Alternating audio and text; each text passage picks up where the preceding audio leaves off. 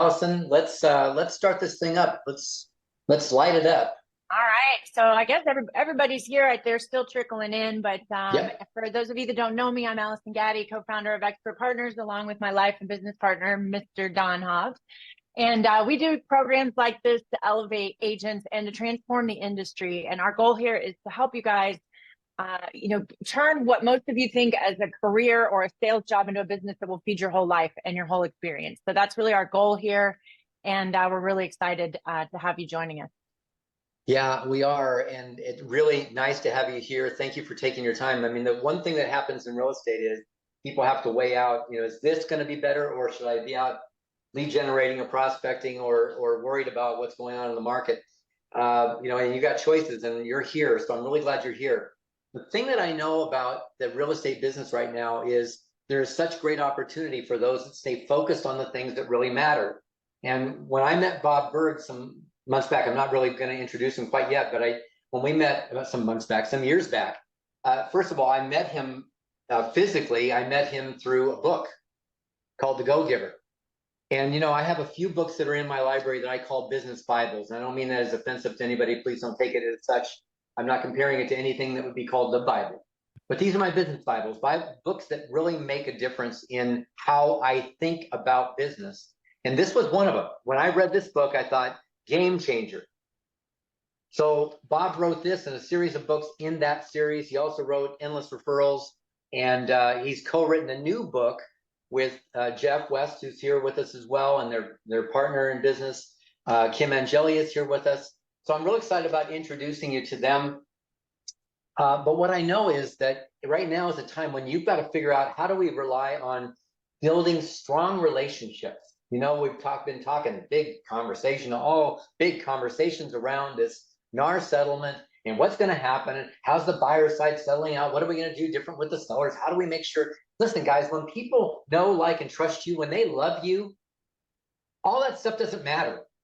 All that's just BS. Now, we're going to have to learn some new words, and we're going to have to learn some scripting around it, but that's not the point. The real point is they have to trust you. They have to know you, love you, trust you. And when that's the case, you're going to absolutely experience that while other agents are falling by the wayside and leaving the industry, which probably is a good thing, none of us here, but it's a good thing that we go from 1.5 million realtors, or give or take, to maybe a more reasonable million realtors. But here's the deal. It's going to mean more business for you, and the ones who stay you're going to see your volumes go up. You're going to see that your business will grow. You're going to see that you are ruling your markets when you've got the right stuff. I think was the movie, right? The right stuff.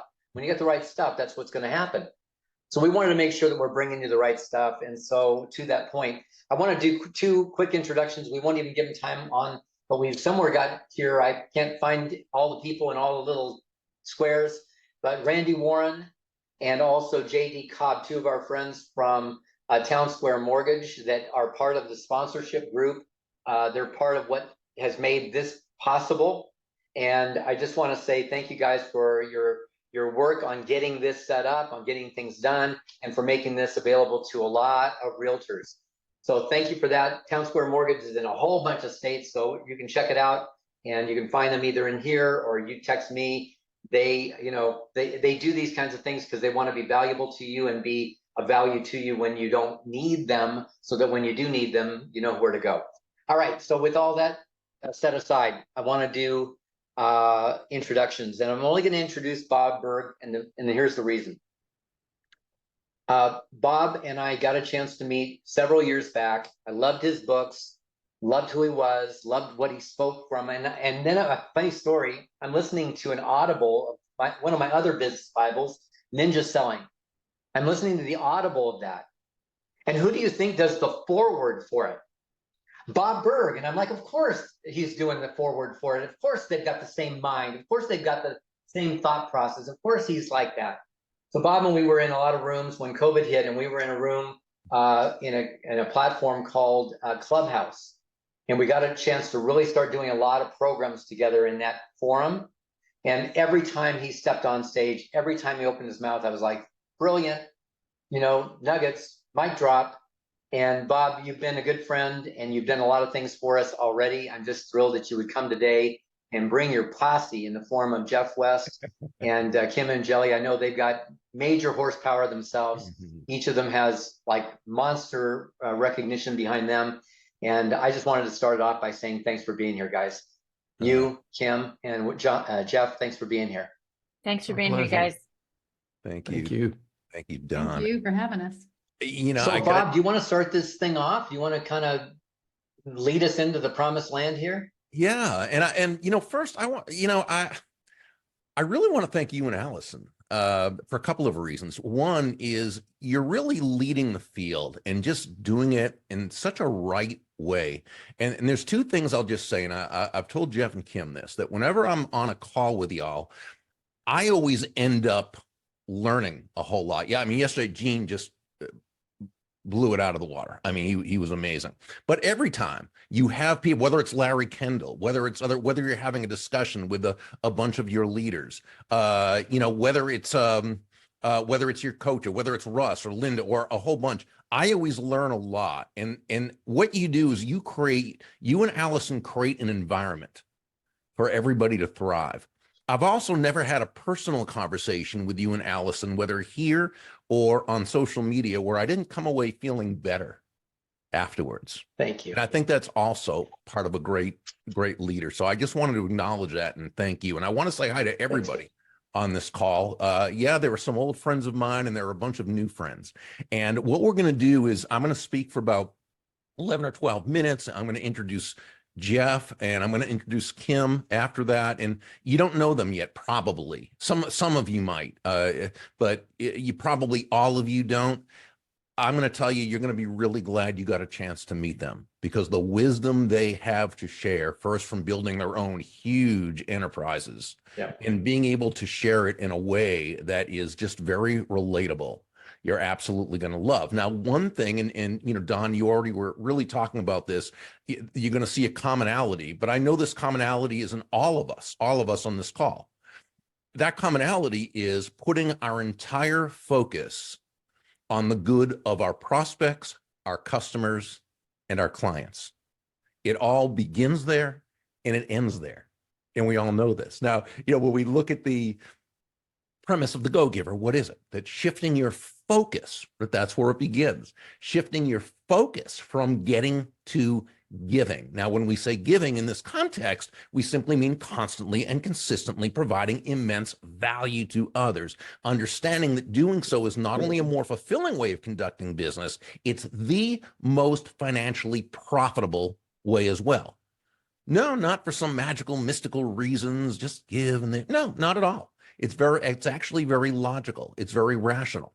When you're that realtor who can take your focus off of yourself and instead place it on serving others, discovering their needs, their wants, their desires, helping solve their problems, helping move them closer to happiness. When that's your focus, people feel good about you. They feel great about you. They want to get to know you. They like you. They trust you. They want to be in relationship with you. They want to do business with you when the time is right to do that.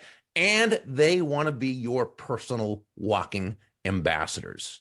How does this manifest itself? Well, in the Go-Giver, remember there were 5, if you read the book, there were 5 laws of value, compensation, influence, authenticity, and receptivity. Let's just look at one. And we're going to look at one part of one of them. That's the law of influence. This says your influence is determined by how abundantly you place other people's interests first.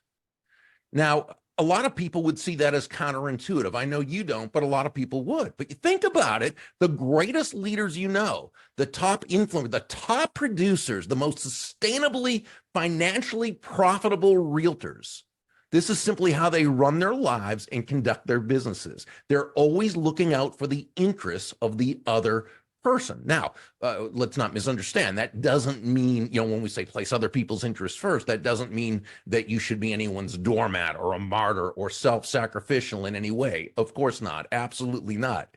It simply means understanding that, as Joe, the protagonist in the the protege and the go-giver, as he learned from several of the mentors, the golden rule of business, of sales, is simply that all things being equal, people will do business with and refer business to those people they know, like, and trust. But here's the thing.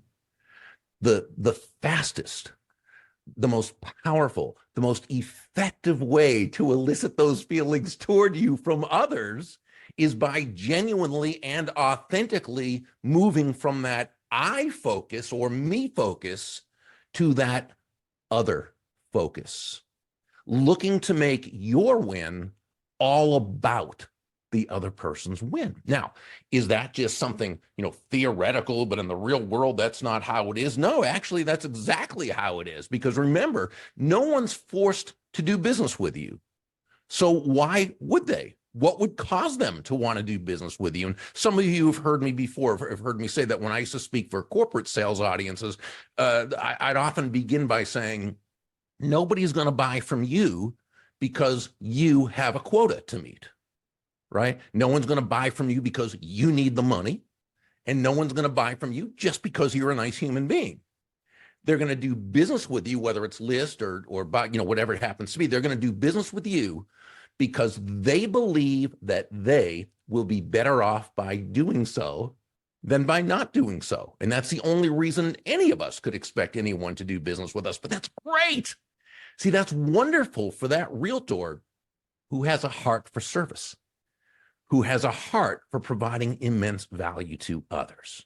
Now, we're going to just take one aspect of this right now over the next few minutes. We're going to look at what I call genuine influence. Now, influence on a very basic level, dictionary definition of influence is simply the ability to move a person or persons to a desired action, usually within the context of a specific goal. You would like to influence a person to give you the listing, whatever. Okay, and that's fine. Interesting about influence, the essence of influence is pull as opposed to push, right? We never say about someone, wow, that David or that Marlene, she is so influential. She has a lot of push with people. No, she's influential. She has a lot of pull with people, right? How does that pull manifest itself? Well, it manifests itself by being focused on that other person. How does what I'm asking this person to do, how does it align with their goals, with their needs, wants, and desires? How does what I want this person to do, how does it align? How does it make them happier? How does it help them solve a problem? See, that's what they care about. So I think what we need to be internally motivated, but outwardly focused. And that's how we influence. Now, we're going to take this a step further, though. Rather than just utilizing influence, we're going to use what I call genuine influence. I define genuine influence as the ability to attain the results you want when dealing with others in such a way that you make them feel genuinely good about themselves, about the situation, and about you. This is the essence of what could be called people skills. Now, I believe that people skills are the differentiator. I believe that people skills are the differentiator between the successful realtor and the absolutely enormously successful realtor. Why? Am I saying that knowing your stuff isn't important? Of course not. Knowing your stuff, being great at what you do, knowing, understanding real estate, continuing to study, getting the designations, the wisdom, absolutely. Knowing knowing your area, knowing your farm, if that's what you're working, knowing your marketplace, absolutely. Hard work, all those things, the effort you put in, attending, doing the things, absolutely. It's all important. But it's just the entry fee to get to play. Okay. Because there's a lot of realtors who are really good at what they do. Oh, there are a lot that aren't, but there are a lot that are. Okay. Now, the differentiator is how you relate to others. The differentiator is how you can attract people to you, to know you, to like you, as Don said, to love you, and Gene talked about this yesterday, right? To love you, to trust you. How do you get to that point? So we're just going to go through this, and then you'll see how Jeff is going to take it at a whole different angle, and then Kim, and it's really holistically, those three aspects. So genuine influence is based on 5 principles, and I'm just going to do a kind of a Reader's Digest version of them. Here we go. The first one is simply master your emotions, right? Even though it's all about them, the ability to do that, to focus on them, starts with ourselves. We need to master our own emotions. We need to be in control. See, it's only when we're in control of ourselves, right, that we're even in a position to take a potentially negative situation or person and turn it into a win for everyone involved. We all know this. We all know this. And yet, how often do we, based on what someone else says or does, do we allow ourselves to become frustrated, aggravated, victimized, angry, right? And we say or do that very thing that, rather than getting us closer to the results we want, is totally and absolutely counterproductive to those results. Well, why do we do that if we know better? And the reason is because we're human beings. We're human beings. We're emotional creatures, right? And so, we'd like to think we're logical, and to a certain extent we are, and Jeff will talk about that, but to a certain extent we are, but we're pretty emotion-based. We make major decisions based on emotion, and we back up those emotional decisions with logic. We rationalize. And if you break up the word rationalize, it simply means we tell ourselves rational lies.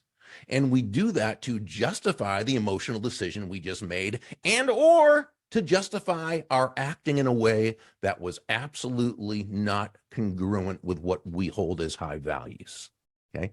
So first, I'm not in any way saying that you should deny your emotions or stifle your emotion. Absolutely not at all. Emotions are wonderful. They're a beautiful part of life. They bring us joy. They make life worthwhile. No, just that you need to be the master of your emotions, as opposed to your emotions being the master of you. Or as one of my mentors, Dante Scumaci, she so brilliantly and eloquently says, by all means, take your emotions along for the ride. Just make sure you are driving the car. So first is master your emotions. Now, the second part is step into the other person's shoes, or what I call understand the clash of belief systems. What do I mean? Well, step into the other person's shoes. That's an old saying. It sounds trite. Step in the other person's shoes. Sounds easy, but maybe it's not when you think about the fact that most of us have different sized feet. So we literally cannot step into their shoes. We figuratively cannot step into their heads because we're not them. We've all grown up with a different set of beliefs, a way of looking at the world. This was based on upbringing, environment, schooling, news media, But by the time we're little more than toddlers, we have unquestionably accepted a basic foundation of the way the world works. That's our belief system, and everything else that comes into our world is just added on to that. Most of us grow up living our lives subject to what I call an unconscious operating system, believing that we're making decisions based on conscious choice and strength, when really we're making these decisions within a forced matrix, if you will. Think of the movie, but without the machines, okay? And so, but here's the upshot of this, that we assume that the way we see the world is the way everyone else sees the world. How could it be any different? It's all we know. That's why you hear people say things like, oh, everybody likes that. Or, oh, nobody would want that. That's not true. Maybe we feel that way, not necessarily them. I would never treat someone like that. Well, no, you wouldn't. Neither would I, because it's incongruent with our beliefs.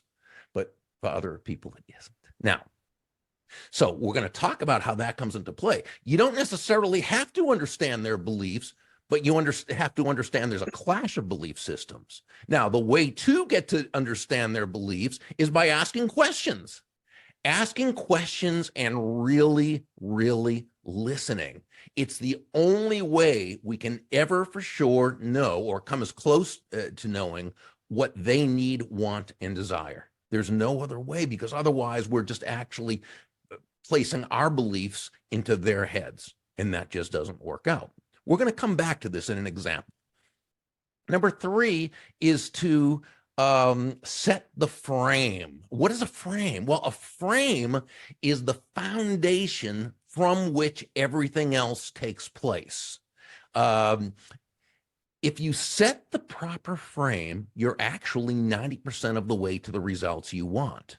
But if you allow the other person to set it, which they always will, somebody will always set a frame. It's usually unconscious. The key is to turn the unconscious and make it conscious. But if you buy into the other person's frame, you're 90% of the way to the results you don't want. Okay, we're going to come back to that. Number 4 is communicate with tact and empathy. My dad always defined tact as the language of strength.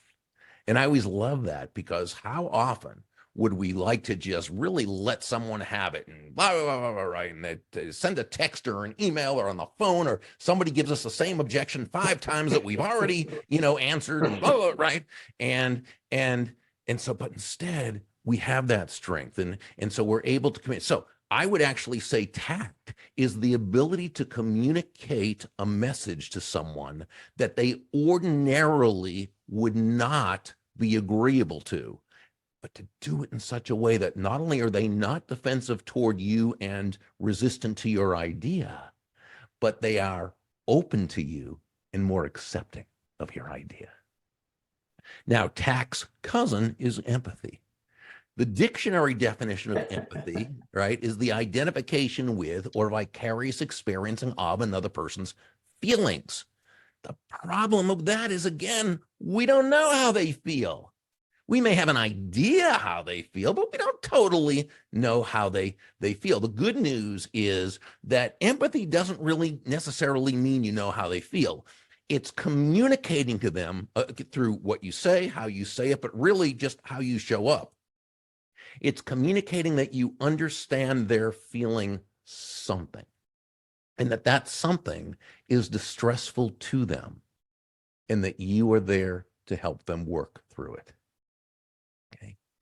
And then there's number 5, and that is let go of having to be right. Now, this doesn't mean you don't want to be right. It doesn't mean you're not going to prepare to be right. Absolutely you are. It means you lose your attachment to having to be right, to having the result you want, to having to be 100% right 100% of the time. This does 2 beautiful things. One, it allows you to go into learner's mode, which means that you're going to be open to ideas and thoughts that you may not have considered, which allows you to grow and to actually be right more times. This, as opposed to the person whose life philosophy seems to be, my mind is already made up. Don't confuse me with the facts. And we all know people like that. And those people, first of all, they can never know anything more than they know right now. And most of the time, what they think they know isn't necessarily true. Okay. But here's the other part about letting go of having to be right. When you are in a conversation with this prospect, with this customer, with this client, and you can operate with that in mind, letting go of having to be right, that other person senses that you're not just looking to hold a position, right? That you are searching for the truth wherever that truth may lead. And when that's the case, they're much more likely to let down their defenses and begin doing the same thing. Now, before I end and introduce Jeff, let me give you one example where we're going to kind of use all 5 of these and this is just this quick. The examples can go on and on and on. This is just one in which you're going in to take a listing, and you notice there's a kind of a negative energy. The husband and wife both kind of have a negative energy, and they don't really say anything yet, but once you get to the table and sit down, it kind of comes out. And one of them says, we just want you to know you're the 5th realtor we've had visit, and each of the other ones have told us that they're the best, their company's the best, they're the only ones we should go with, and that, and we just want you to know we're not some easy Mark, that's just going to agree to what you, okay, now they've come in a very defensive frame, right? Well, first of all, what we do is we control our own emotions, because see, if we let that frame, right, if we let that emotion affect us, what do? We become defensive. We start defending ourselves and our position. We maybe kind of kowtow a little bit, which isn't good emotional posture, or maybe we even get a little aggressive, which again is not right. And so we control our own emotions. We're the master of our own emotions. Now, second, we understand the belief system here is that they believe that realtors are pushy and all about themselves and just getting the listing no matter how it affects them. That it's not necessarily correct, but that's how they feel, and that's the important thing. Okay, now we're going to reset the frame. Okay, so what we're going to say is something along the lines of, well, first, thank you so much for sharing that with me. I appreciate it, and I feel bad that you had to go through that. Mr. and Ms. Prospect, well, I've been honored to list and sell a number of homes in this community. Please know that whether or not I'm the right solution for you, we can't possibly know without really exploring deeper and getting to understand what you need, what you want, what your goals really are. So please know this conversation is for all of us to get to understand that and figure it out. And if it turns out we're a good match, great, I'll be honored to list your property. But if not, that's also okay. So what you've done is you've totally reframed this from one of two adversaries to one of two allies who are both concerned with one thing only: what's in their best interest. Now, you utilize tact and empathy in the way you communicated, and you also utilize law number 5, let go of having to be right, by giving them the out or back door, right? You let them know that, hey, whether or not this or that, and we need to first both understand, and if I'm the right solution for you, and so forth. And so what you did is you gave them the out or back door. And what I call Burg's law of the out or back door is simply, the bigger the out or back door you give someone to take, the less they'll feel the need to take it. So you're not giving them the outer back door so that they will take it. You're giving it to them so that they feel so comfortable with you and themselves in the situation that they don't feel the need to. Because remember, it's an element of human nature. We want autonomy. We want to feel that our destiny is in our hands, that the choice is ours, and that's what you gave them. Again, one quick example, and we can come back in the Q&A and look at some other things. But I do want to introduce Jeff West. Jeff is a hero of mine. He was a client of mine 20 years ago. But Jeff built an absolutely huge organization. Gene would love him because Jeff's such a great recruiter. And Jeff, if you heard Gene yesterday, I mean, just dropping nuggets of gold about recruiting. And so Jeff started as a salesperson, worked his way up the ranks, and over a couple of years, 2 or 3 years, I guess it was, he went to state sales coordinator for a Fortune 500 company. And this was a big deal. He was one of the leaders in the entire company. Now, after Jeff retired from the business, he had something that was still not solved, because he's a perpetual student of sales. Jeff and I can have like conversations for hours about sales. Okay. And so one of the things was he would notice, and he'll talk more about this, but why, you could take 2 recruits, and he'll talk more about this, but they could be so similar and yet have such different results, right? He also wanted to see why some people, including him, were really good when it came to setting appointments. And I know he'll never tell you this, but that his closing ratio was like enormous. But why? Why did this happen? We all know what we've been taught in sales. He wanted to know why this was, and he made a study of it called fusion points. And now he's sharing this all over, and it's fascinating. And he's one of my real life action heroes. So Jeff West, greetings. Thank you, brother. I appreciate it. Thank you so much. And thank you, Don and Allison, for having us here with you today. My job behind the scenes, when Bob and Kim and I are doing webinars or doing things for organizations like yours, we kind of call it the 3 Amigos show. because we have all become great friends, and it's just been such a blessing. My particular role in this is to give you kind of a peek under the hood of your own brain, or more importantly, maybe your prospect's brain or your team member's brain, and see how the wiring works. And there's a reason this is so important. The single most important factor that will determine your future success, and if you're building a team, the success of your organization, is not the economy. It's not the political landscape. It's not even your competition. The single most important factor that will determine your future success is how the prospects in your marketplace, how your clients, how your customers, how your potential recruits for your team or your existing team members make one simple decision. When it comes to their relationship with you and your organization, will they persist or will they quit? And understanding how that process happens can be very valuable information for you in your career. And like Bob said, after a 30-year career in sales and sales leadership, most of that time actually working for myself in the insurance industry. I was a state manager for a Fortune 500 insurance company. And there was something that just puzzled all of the leaders in the organization. And Bob alluded to it earlier. It's how could you take two people who on paper both look like they should be very successful, same background, same leadership skill set, it looks like. Everything about them looks like you should put them both out there and they'd be successful. And yet in practicality, what happens is you put one out there and they make the decision to go after it, to persist, to learn, to do the things they need to do to become successful, while the other one makes the decision to give up and quit.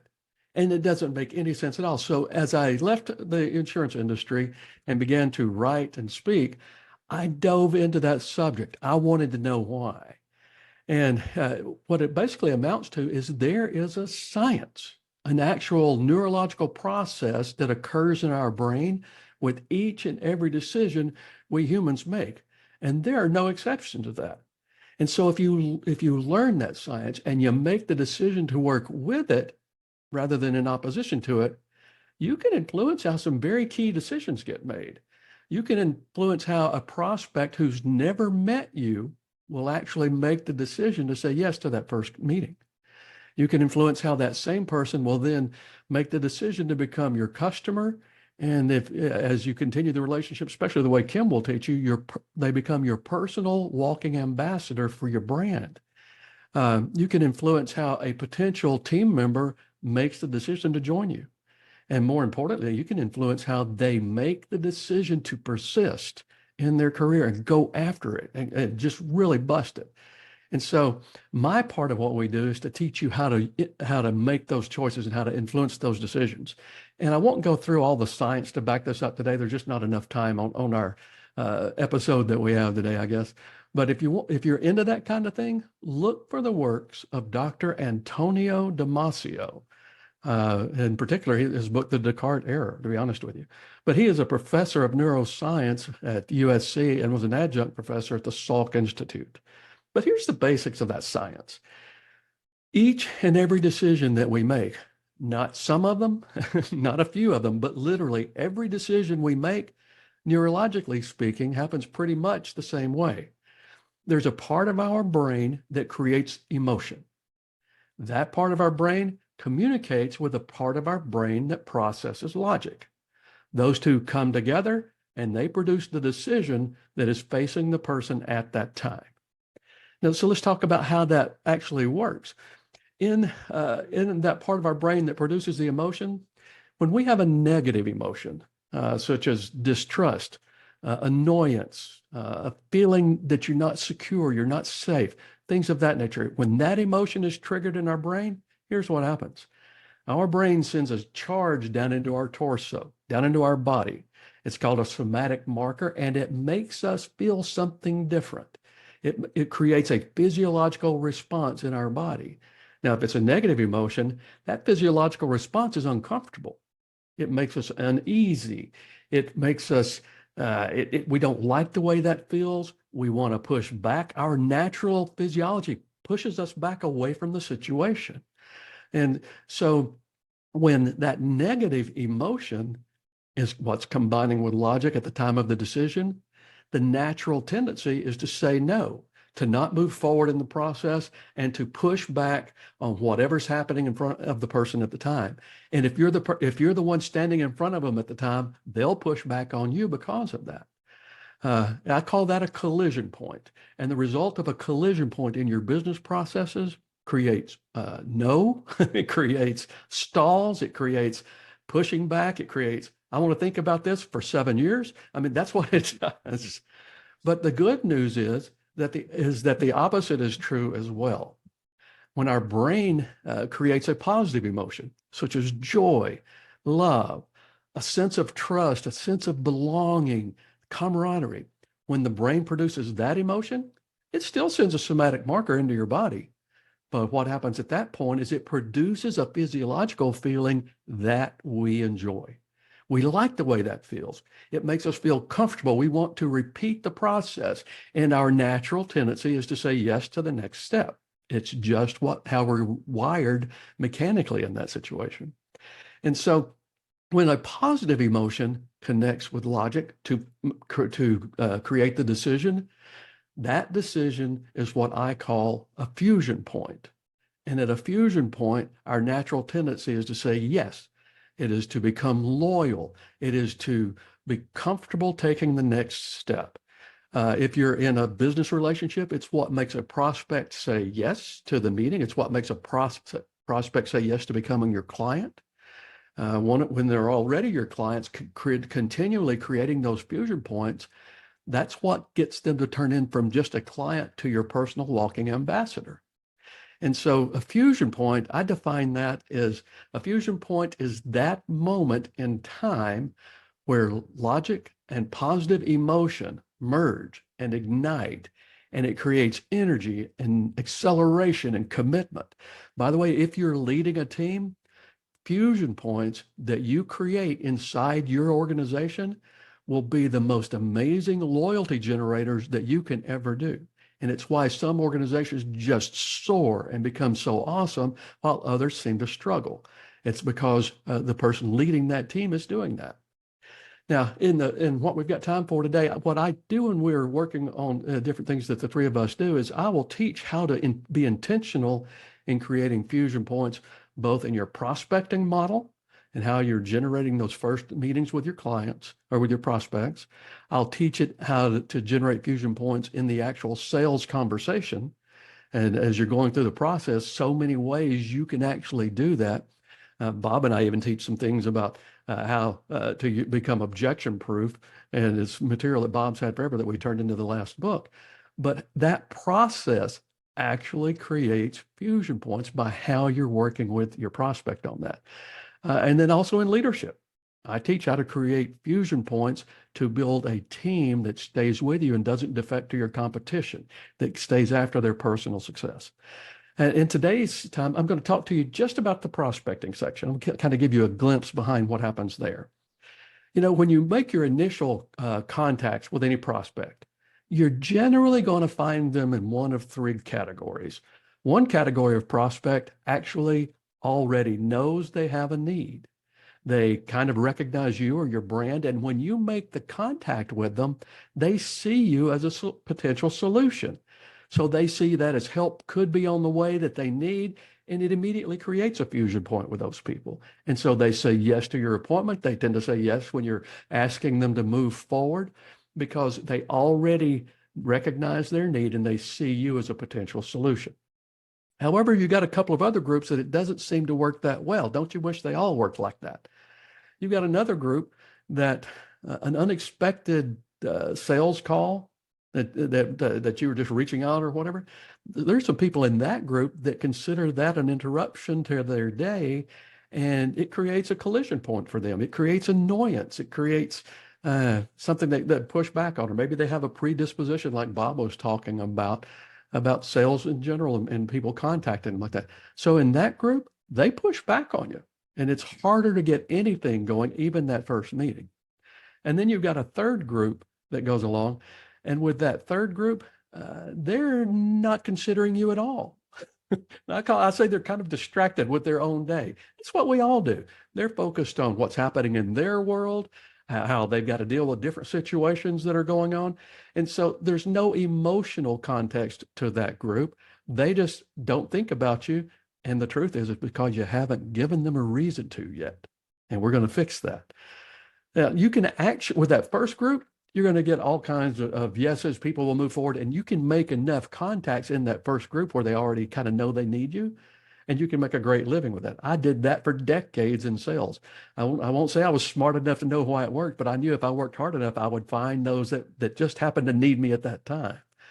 But with that other group, the second group where they get kind of an annoyance with you, or the group that doesn't think about you at all, you don't get as good response there, but you can actually elevate their response level in addition to even the first group when you actually incorporate fusion points into how you prospect even prior to ever meeting them or them meeting you. And I'm going to give you 3 quick ways that you can do that in your everyday world and incorporate these fusion points into your prospecting model.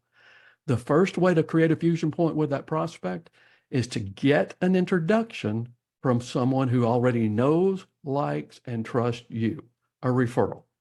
I like the term introduction. Referral is what everybody uses all the time, but I like the term introduction on that as well, because people are often very comfortable introducing you to their friends, even if they're not as normally receptive to the idea of a referral. But you can change that as you do this. But when you get that introduction to them from someone who knows, likes, and trusts you, what happens is the fact that it's basically you're borrowing their credibility, and it actually creates a fusion point with that prospect. They feel more comfortable because their friend knows you, likes you, and trusts you. There's a second way that you can generate fusion points even prior to asking for that first meeting. And I teach people to do this with 3 touches before you ever ask for anything. Depending on the industry, it's going to vary on real estate versus insurance. So there's a little bit of variation there, but what we teach is how to make sure we work it right for your industry. But I always encourage people, before you do the first thing, send out 3 positive touches. The first touch, ideally, if you can, find something on social media or on that if they have a business or their business website, find something you can brag on them about. You saw a positive review on Yelp and it caught your attention, or you saw that they like kittens and you like kittens, whatever it is, find some kind of commonality there, print it off, write a little, and I totally like the idea of the handwritten notes. As a matter of fact, I get tickled. Bob teaches with the note card thing, and I've got my stack right here because I'm sending out some today. But send out a handwritten note saying, hey, I saw this, I was impressed. This was cool, but then add 2 sentences. Number 1, I'd like to meet you soon. Number 2, please expect my call. That's simple. Don't reach out for the appointment yet, but send that first touch. The second touch I like to encourage people to do is anything that person's going to find valuable. In real estate, it may be something about the housing industry that applies straight to them, but make it about them. How about making their world better? Because when you focused on making their world better, you create that fusion point, and they feel that. But that second touch could be anything of value like that. I've even seen people send social media things that they thought were really cool. The third way, I think it's really good for them to have something in their hands. You can use a service like Kim has one that she recommends, where you can even upload pictures off social media or off of their website, put a little note in there and send that to them. But with each touch, always add the 2 sentences. I hope to meet you soon. Please expect my call. Don't let the 3 touches drag out. Even in any sales context, I tell people 5 to 10 working days should be plenty to do all 3. But then after you've done those 3 touches, what will happen is this: if you've provided value to them, that positive emotion gets generated in their brain 3 times. The neurology of the brain combines that with the logic when you reach out for that appointment, and the fusion point happens, and they're much more likely to say yes to you. And then the third way that I teach people in a prospecting model to create the fusion points is in the words you use, always focus on their value proposition. Value proposition is one of those terms that I think a lot of companies, even though they're very well intentioned, kind of miss the mark on. Because you see, a value proposition has nothing to do with your company. It has nothing to do with your product or service. It doesn't even have anything to do with how great you are as a salesperson. And I know if you guys are hanging out with Don and Allison, you're pretty darn great. All right. So what it does, their value proposition is one thing. It's how their world gets better because they have a relationship with you. And when it does that, when your verbiage on that in every single thing that you do, from asking for that first meeting, don't ask them for a meeting to explain anything about real estate. Ask for that first meeting to focus on their value proposition, their value from your proposition. Anyway, that's enough for me because I've already used up my 10 minutes. So I'm going to hand it back to Bob. We are so excited that we get to be with you guys today. And I'm so excited for you to hear from Kim Angeli. I can't hardly stand it because the lady is magic at what to do once you've attracted a client and keep them forever. Thank you, Jeff. I learn from him every time. He was like Jim Rohn. You know, I could listen to Jim Rohn and I could listen to Jim Rohn say the same thing every time, and it still wowed me. And I felt like I got something. It was the same with Zig Ziglar. There's certain people like that. And I feel that way every time I speak with Jeff. Now, I want to introduce Kim. First of all, I adore Kim. She's the type of person, she is a walking fusion point. Okay. She just walks into a room and everybody loves Kim. But what happened was Kim was a client, and she came to a couple of our Beyond the Mastermind events that my business partner Kathy and I used to put on. And she came to the second one just to sharpen her saw.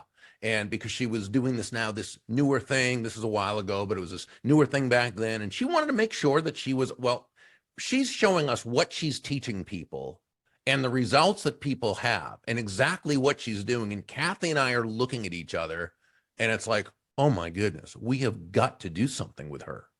It was so fantastic. What Kim really does is she teaches a framework to keep you, when it comes to your clients, okay, to keep you not top of mind, but top of heart. And she does this in such an elegant, loving, wonderful way. She allows you to work your business according to your values and what you love to do. She keeps you memorable. And as she says, and I just love this from Kim, she says, it's not your client's job to remember you. It's your job to be unforgettable. And she shows us how. Kim Angeli. Awesome. Thank you, Bob and Jeff. I learn something new every time I spend time with them. And thank you, Don and Allison, for having us on with your top leaders. So Jeff and Bob, you know, you've earned this know, like, and trust with this amazing customer.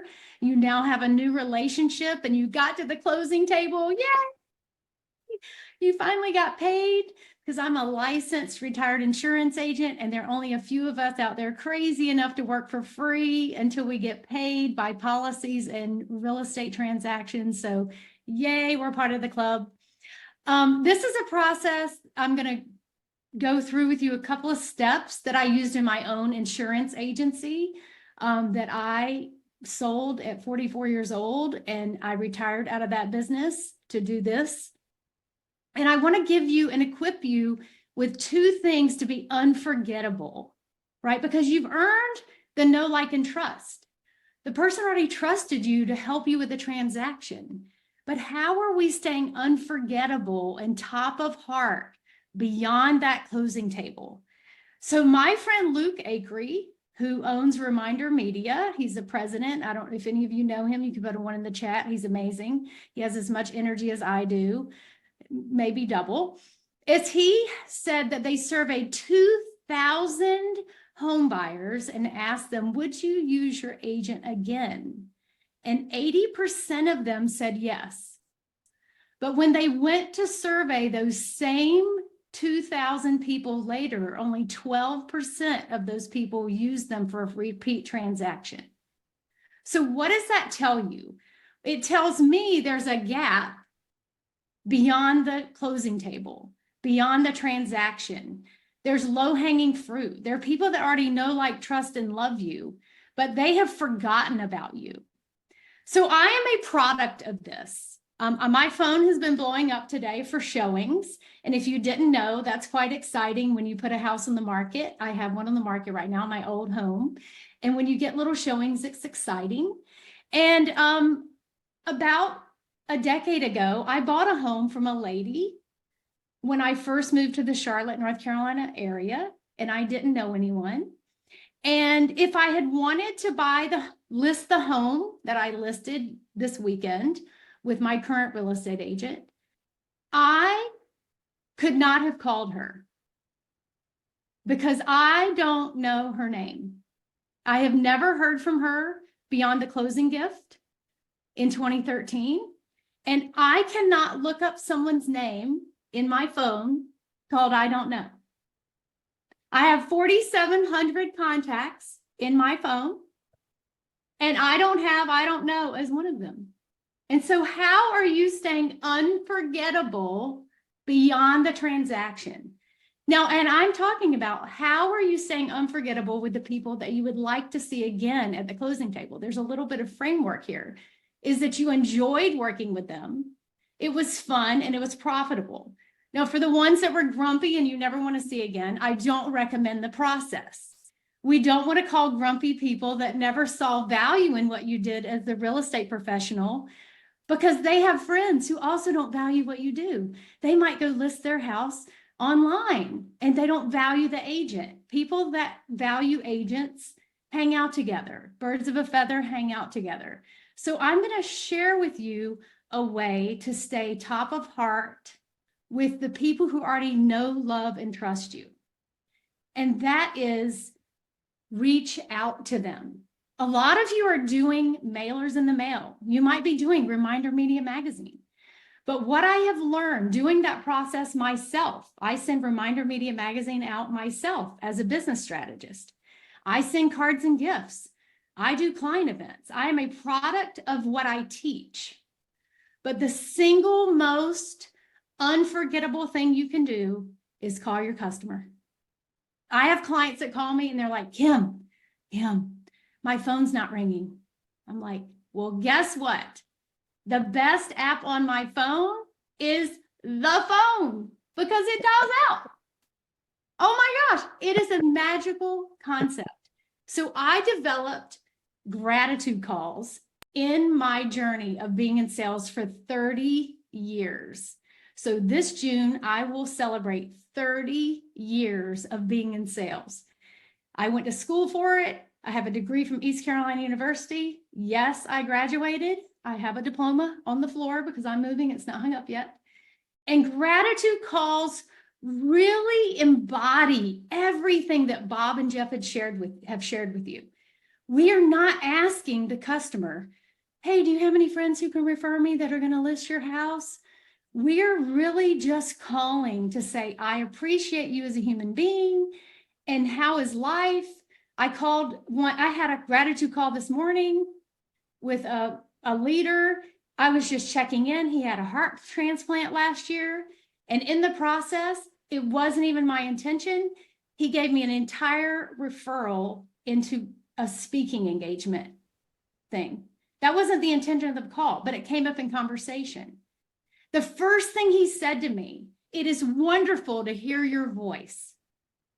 So I want to walk you through where we've lost this connection in 2024. The first thing you miss when someone dies is what? The voice. So even in emailing and texting and all of these methodologies we have to connect, the voice and making someone feel seen, heard, and appreciated is super powerful, because 68% of the people that you have done an amazing job for, incredible job, you've helped them with their largest asset, help them move into a home they're going to have memories for the rest of their lives. They literally have this. They feel seen and heard when you call them with no attachment to selling them anything. Not to mention, I've made it part of my weekly habit to call, because it's just become something I've do, like brushing my teeth. And they might not be the person who refers you, but they feel appreciated because it's your job to be unforgettable. It's your job to stay top of heart. And what happens is after the transaction, they go on with their busy life and they forget about you and they can't find you in their phone. So I would tell you to make this part of your weekly process is calling your top relationships. And if you don't have the script for a gratitude call, you're like, well, Kim, I would do it, but I don't know what to say. I have created gratitude scripts, and Bob will tell you, if this is a great segue for Bob to tell you, is scripting is use your authentic self. It's just a framework for you to make the call. And sometimes you're going to get voicemail. Leave the voicemail. It doesn't matter. It matters that you called, because 68% of them will not do business with you because they feel like you don't care about them. And we want them to know that you care about them beyond the transaction. So make yourself unforgettable and add gratitude calls into your process 52 weeks a year, or when you can even do it on vacation. And if you want the gratitude calls, you can email me at kim@kimangeli.com. That's Kim and then Angel with an I.com. I'm Italian by marriage. That name is mine now. And so you can email me and I will personally email them to you. Kim, you are so awesome. Thank you very, very much. But here's one thing I forgot to say about Kim Angeli, and she doesn't say it. She's just too humble. I hang out with all these humble people. I can't stand it. You know, when she was before she had her insurance agency and built it up into a powerhouse, she was in the technology sector, technology sales. She actually did $65 million a year in production. This woman, again, she knows how to stay top of heart, and she's just wonderful. So thank you, Don. Thank you so much for having us, and like to take any questions that people have. Jeff, Kim, myself. Absolutely. Well, we want to do that. I just want to say a couple of things that struck me. I'm sure there's things I was thinking about how cool it is that you've got that group, and I see AJ is with the garage doors. I think there's a few other watch parties going on. How cool it is that you guys get to be in the same room and talk about, like, what did I take away? What did I learn? What am I going to do with that? And then sharing ideas. And we're not going to get to do that necessarily in this forum, but it was so much. And I will tell you the line that I think I gave you credit, Bob. I'm so sorry, Kim, I cheated you, because it's not your job to be, or it's your job to be unforgettable. It's not their job to remember you. It's your job to keep yourself at the top of heart, be unforgettable. I think that's going to live with me forever, because that to me is in essence what we need to be doing at all points. So there's so many things that popped out of today, and I just want to open it up. I did see that Nav had a question. I saw there were a bunch of exclamation points around different things that gratitude calls. Kim, you got them on that. They love that, which I think is fabulous. Top of heart, I saw Pat and Mark Adams talking, Pat Burns and Mark Adams talking about that. But Nav had a question, and it was somewhere in here. So Nav, you can open your microphone. Okay. Nav, if you want to open it and ask, or I can read it. Yeah, we're excited that you guys are here, Jeff and Kim and Bob. And I do want to talk about one thing real quickly. And before we get to Nav, let me do this real fast. First of all, Jeff and Bob, I've been reading this and I'm not quite finished. I was hoping to finish it this morning and I didn't get to. There was some things that we sent out a reminder for this call that said it was happening in an hour or 2 hours early. So we made a boo-boo and I had to fix some things. So I didn't finish it, but this book is fantastic. This is their new book. You've got a program coming up. You've got a program coming up, and I don't remember, I think it's in Florida. Yeah. And live and in person, like we can come and hang with you guys, right? Yeah, it's coming up real soon. So okay, so why don't we give you an opportunity, because I'd really love to have people hear about that, know more about that. And then I don't know, we didn't talk about it, and I wish I had, but maybe there's anything that you can do for our folks, that the expert partners people, that maybe get a special something. Yeah. So yeah, so it's coming up in early June. So It's going to be in West Palm Beach. In fact, I think, Don, I don't know if you or one of your team members has the link for it that they could put in the chat. It's called SalesWise Live.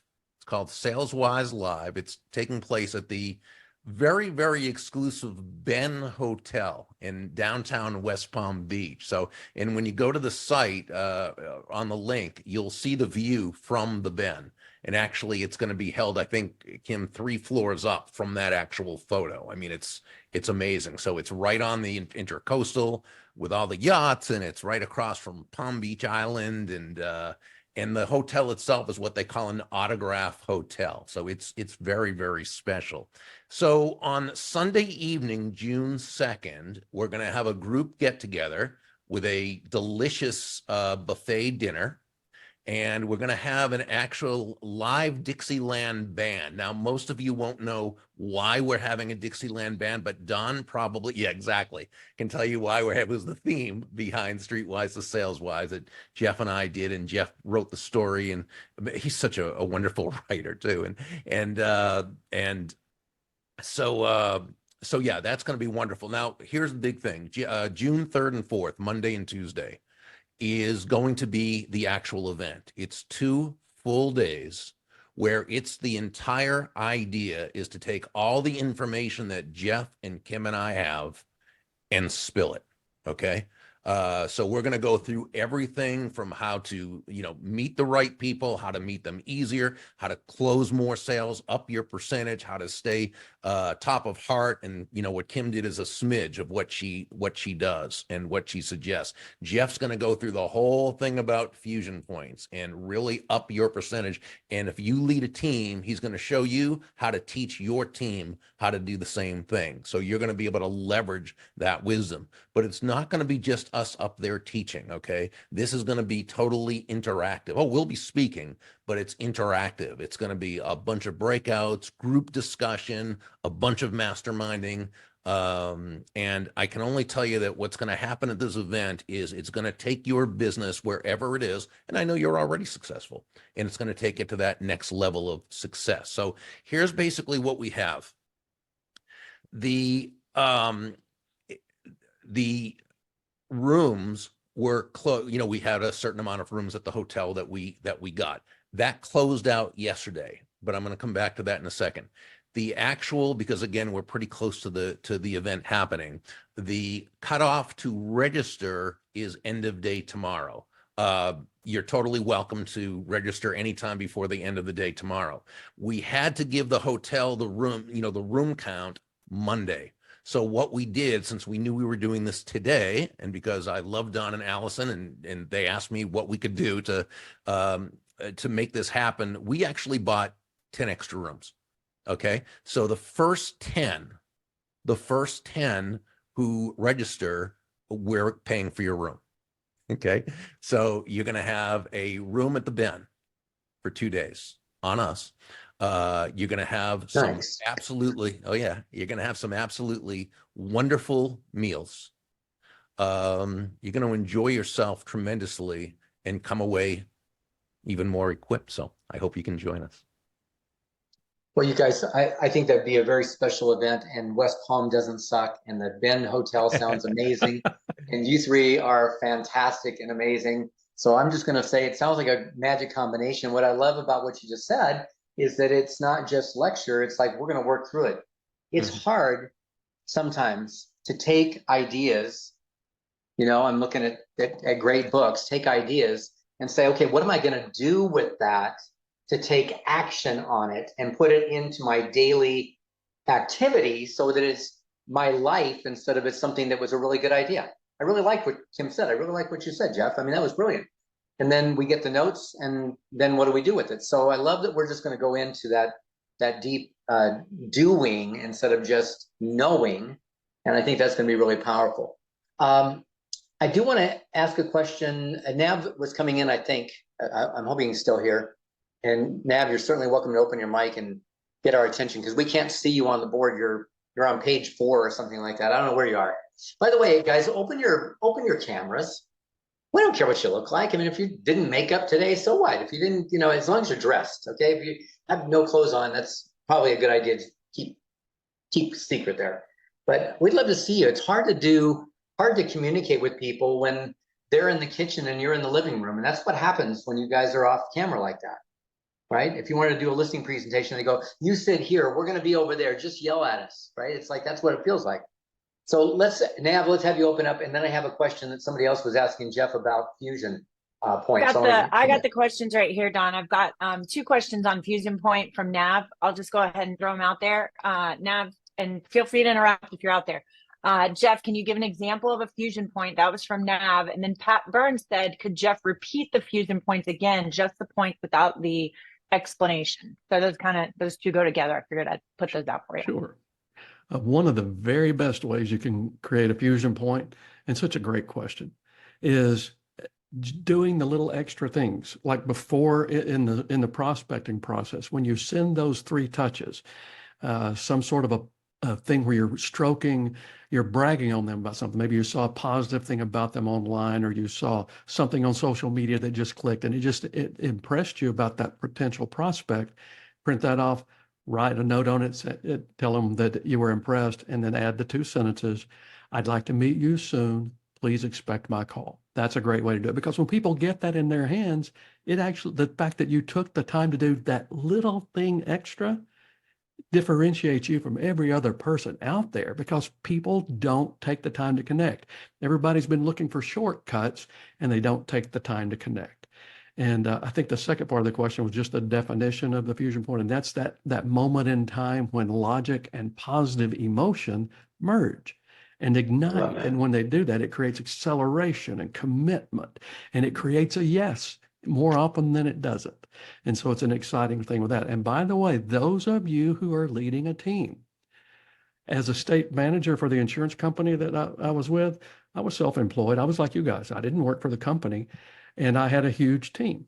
And what I would do every year is I would take my direct reports, and I would take them and their spouses on a trip based on what kind of year we had. I did it based on my bonus. I got a 20%. Put 20% of my bonus toward doing something great for them. I took them to places like, we spent a week at the Bitter End Yacht Club in Virgin Gorda when we had a fantastic year. If we didn't have quite as big of a year, I went to Key West. We took them to Key West, things like that. But when you take your team on a trip, whether you're paying for it or everybody's paying their own way, is really irrelevant. And while you're there, you do things that bond you with them. And it combines with the logic of what you're trying to do. It's an incredible team building thing. It's an incredible Fusion Point. And this kind of event, if you guys can coordinate it and make it work, it will create one of the big ones for you. It's just the way it works. And if I didn't get that second question, you can remind me what it was. I think that was good. Repeating the Fusion Points again, just the point without the explanation, and then an example. So I think that those were both covered. Thank you. And then somebody also said, what was the third positive touch recommended to create the Fusion Point? And I looked at my notes and I'm missing number 3 also. So what I normally recommend is doing something like one of those services where you can upload a card. You can find a picture, either their social media feed, or if it's a business person, something about their company.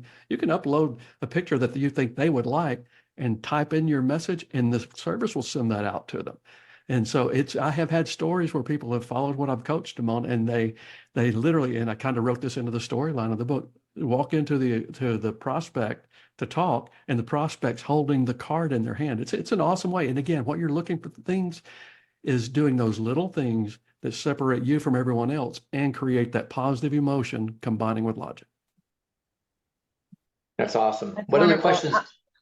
I have another one here. Shari McGuire wrote a really good one. Would love to get your thoughts on taking Facebook friends relationships to the next level who I've been interacting with for a very long time through daily fun questions.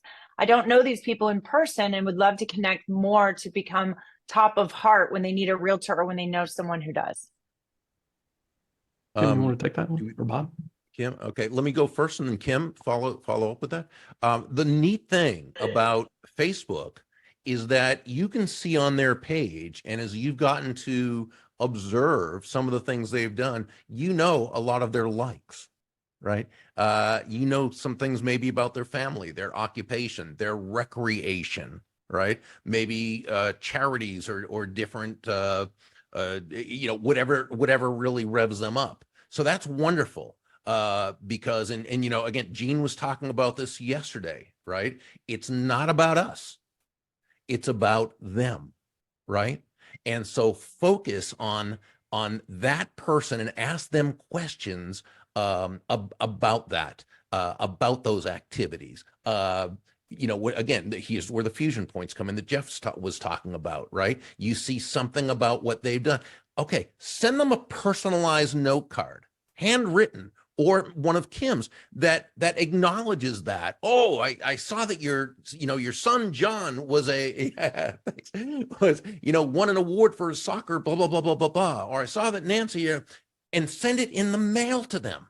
I can't tell you how many people who I've met online and then sent a personalized note acknowledging for something, posted about the fact that they actually received a handwritten note, or you can have a phone call with them, or whatever you'd like to do, but focus on them. Take Gene's advice, make it about them. Don't match them, don't one-up them, make it all about them.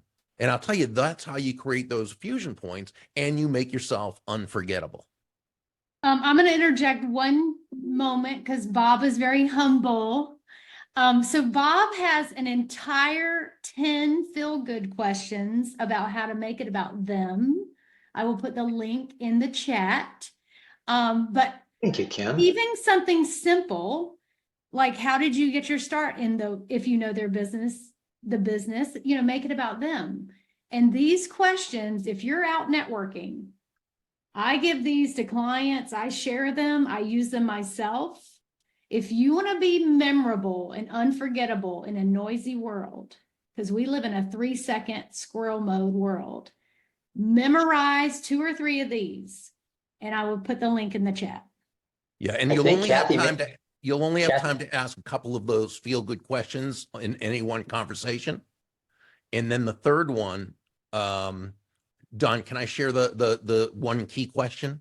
Yeah, absolutely, Bob. Please. Okay, so if you're teaching your people when in the prospecting process, when they first meet someone, and just as Kim said, ask those first couple of feel-good questions. Absolutely, they're questions that are totally focused on them. They've never been asked those questions before, as simple as they are. And then what I call the one key question that will distinguish you from everyone else they've ever met, from every realtor they've ever met, from every person they've ever met, is to say to this person, let's say they sell whatever it is they sell, doesn't matter. You say, how can I know if somebody I'm speaking with is a good potential client for you? Okay. Love that. Pat, I love what you do. Tell me, how can I know if someone I'm speaking with is a good potential client for you? Here's a good way, speaking of frames that we were talking about, because everything begins with the frame, right? Here's a good way to frame this. Steve, I always love connecting good people with other good people. Tell me, how can I know if someone I'm speaking with is a good prospective client for you? At this point, this person knows that you are a person of value that they want to get to know. By the way, if they're not in sales per se, we're all in sales, but you know what I mean. If they're the CEO, or they're an engineer, or they're an accounts payable, or receive, so a prospect isn't necessarily same questions. Gear it to them, right? So, Dave, tell me, how can I know if someone I'm speaking with is someone you'd like to meet or would be a good contact for you? And Don, would you mind? Can I take 2 minutes to give a suggestion, if I may, for how you can be the absolute standout star at the next public networking event? No, we're not interested in that, Bob. Okay. No, thank you. Right. No, so yes, here's of course, the thing. please, would you? And then we get a question from Dustin, and we'll finish up today. Oh, awesome. Okay. So if you've ever been to one of these networking events, I'm not talking about BNI or another referral organization where you make these great relationships with people. Not talking about that. But if you have ever been or ever go, or any of the people you teach, okay, have been at a public networking event, maybe sponsored by a company, or even at the, wherever it happens to be. And you've got a bunch of people in the room, and there's one person leading it, and they say, okay, we're gonna take some time to go around the room and give everybody a chance to just share for 1 minute what you do. Okay. So at this point, everybody's going to start giving their 1-minute elevator speech, right? Where they talk about what they do and so forth. Now, here's the thing to understand about this.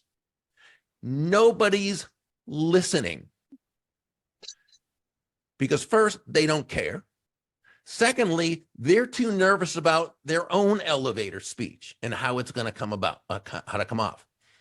Everyone but you, because here's what you're going to do, okay?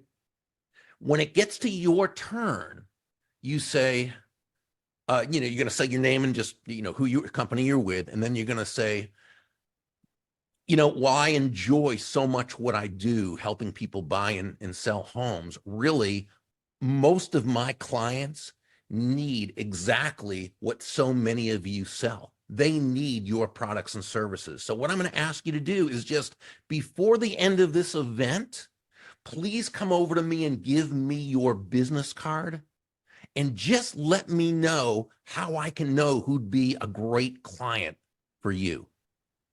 Boom, you will be the star of this show, okay? Now, after this happens, you have a choice as to who you're going to follow up with now, who you're not going to for right now, what have you. That's up to you.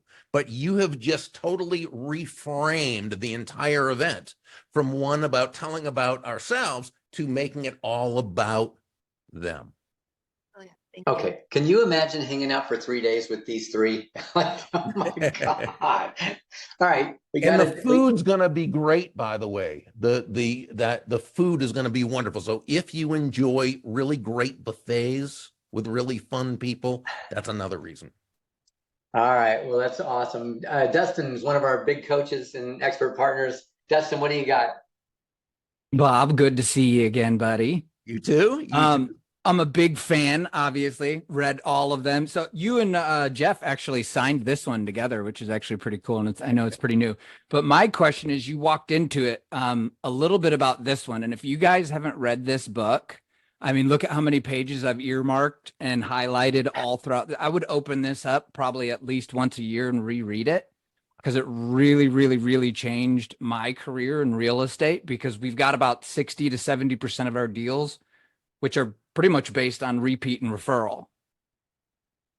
My question, Bob, is it's a shameless plug for you, and you weren't expecting that. But secondarily, this was last written, 2006 was the last edition. I'm wondering if you're going to do a new updated one. So I had been asked to by the publisher, and it was just one of those things where, on that list of stuff that you'd like to do, it just has not gotten up anywhere near the top. Now, we put together an entire video series called Endless Referrals, the Go Giver Way, where we actually brought that all up into the modern day, because as you know, 2006, the internet or the social media still hadn't really become a thing. So there's nothing about that. The principles still hold, but it's totally behind the times, as far as that goes. So at this point, I'm not planning to do. However, at the event, we will be going through the entire Endless Referral system and updated on how to do this through social media and various ways. So, by the way, thank you for the plug. That's awfully yeah. The principles are priceless, man. They are timeless too. But yeah, I agree with you. Something maybe for AI. Hey Dio, I did ask him about doing a book, and he kind of gave me the same. I said, I got an idea for a book we could do together, and he's kind of put it in that same place. Like, there's a gazillion things I got to do, and there's a list, and that's not at the top right this second. So, hey Bob and Jeff and Kim, I don't know if I got the right order, but Kim and Jeff and Bob, thank you for being here with us today. How many took away a bunch of notes? I'm on page 6 in my journal. I'm on page 6 in my journal from just today. I can't imagine what it's going to be like to be in, I want to say Key West, well, not Key West, of course, West Palm. So you're going to be hanging out with Tony Robbins right down the street from Tony and his crew, right? That's right. That's exactly right. Yeah. So a couple things, guys. First of all, Allison and I put these kinds of functions on for you as an industry because we want to bring this kind of cool stuff. How many would love to have more of these things that we do on a frequent basis? One of them is coming up in the month of June. It's going to be with an amazing guy. We'll get information out to you through the same channels that you signed up. If you did not sign up for this, you were in a room somewhere, we don't have your email. We can't touch you. We don't know how to get you. So please let us know how we can get to you. We've got a program coming up with a man, Bob, I think you met him when we met him, but his name is Sean Swarner. Sean will be the only guy in the world ever, one lung, climbed Mount Everest, has climbed all the tallest peaks in the world on all the continents. And this fall, he's going to run 7 marathons on 7 continents in 7 days. And he's a cancer survivor, twice was supposed to be gone and is with us still. And we're honored to have him as a friend. And he's going to be joining us on June 26th. Hold the date, save the date, same time we started today. I saw some of you come in late. I'm assuming you got the wrong time zone. So it starts at 11 o'clock Central, 12 o'clock noon, and we're going to be doing that on the 26th. So the information will come out to you. But right now, I just want you to hold it. Bob, I can't wait to have you back. And please bring Kim and Jeff with you every time. And you guys have a great event. We look forward to having everybody that can make it, make it. Let's go, guys. Let's make our lives different. Babe, anything you want to conclude with? Allison, anything you want to say before we go? No, just appreciate you guys so much. Bob, Jeff, Kim, thank you for all you poured into our group, our organization. This was so valuable. And we just thank you for being here. And thanks everybody else for joining us. Thanks for joining us. And if you're in a room over there and you got a chance, sit together and figure out, like, what are you going to do with this stuff? What are you going to do? Hey, Jada and Steve, good to see you guys. All right, everybody, listen, thank you so much for being here. We appreciate you. We love y'all. We'll see you again in June 6th and 7th and 8th. We're going to be talking to you guys in West Palm Beach, and away we go. Let's go. Bye, guys.